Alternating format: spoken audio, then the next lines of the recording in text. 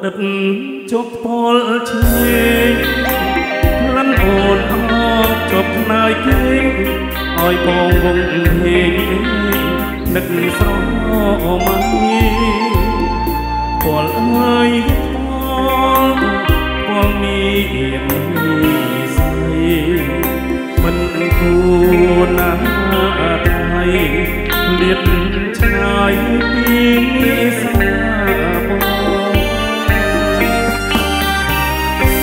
ពេលឌីងឃ្លាតកាយឆ្ងាយទៅ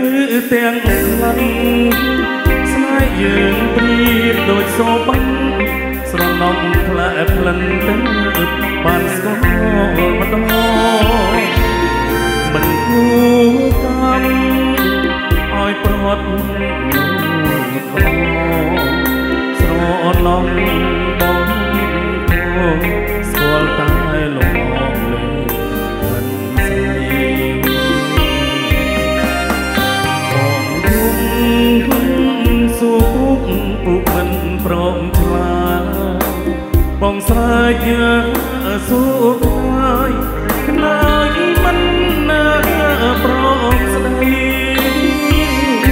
បងផ្ដាំតាមខក្រែងបានណាត្រស្រីក្លិនអើយនៅថ្លៃអើយបងស្រណំ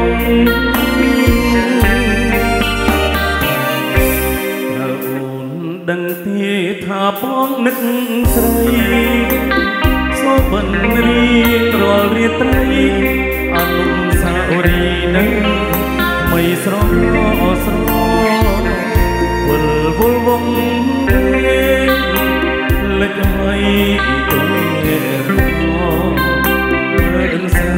នស្រលឹងរងដែលបង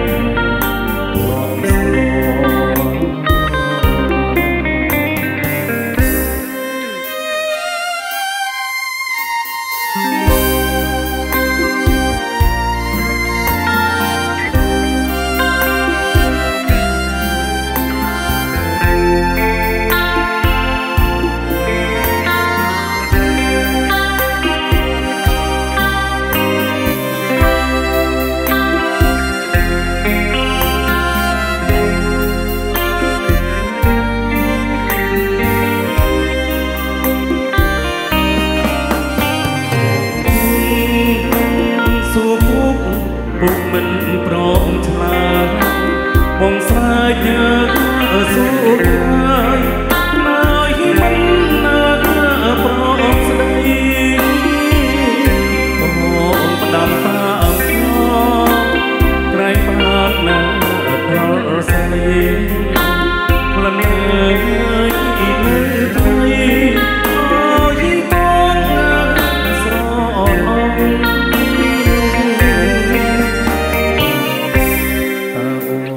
ដឹងទេថាបងនឹក